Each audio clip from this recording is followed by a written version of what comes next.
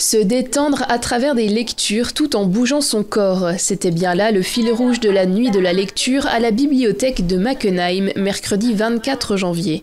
Elle s'adressait à tout public et en particulier aux enfants. Cette année, le thème des nuits de la lecture était le corps.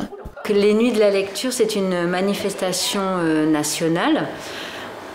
Qui est proposé à tous les lieux de lecture, comme des bibliothèques, des librairies, par exemple, il y en a d'autres. Et donc cette année, le thème est le corps. Donc nous, sur le territoire du rite de Markolsheim, nous l'avons un petit peu décliné, en appelant ces animations le corps dans tous ses états. À Mackenheim, nous avons choisi plutôt de proposer des lectures détentes et d'axer les lectures sur le bien-être.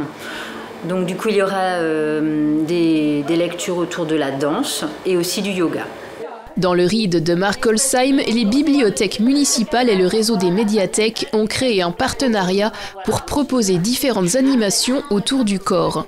Chaque bibliothécaire a pu organiser l'activité en fonction de ses affinités. Frédéric était accompagné de Charlène, une bibliothécaire du réseau, pour animer cette soirée. Nous sommes plusieurs structures sur le territoire à participer.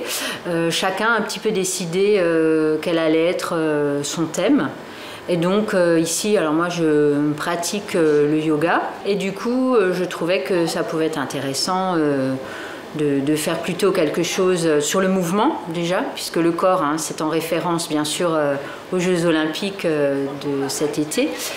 Et donc, mais le mouvement dans ce qu'il a de doux, de calme et du coup le yoga et la danse pour commencer, pour avoir un petit fil conducteur. Donc en bibliothèque, nous ce qu'on essaye, c'est de donner le goût de la lecture et de la lecture plaisir. Et en organisant des animations, c'est ce qu'on espère faire.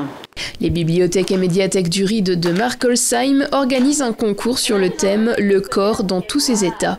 Libre aux enfants et aux adultes de s'exprimer à travers des dessins et des textes. Pour participer, il suffit de les déposer dans ces différentes structures avant le 2 février. Le public pourra ensuite voter pour celui qu'il préfère.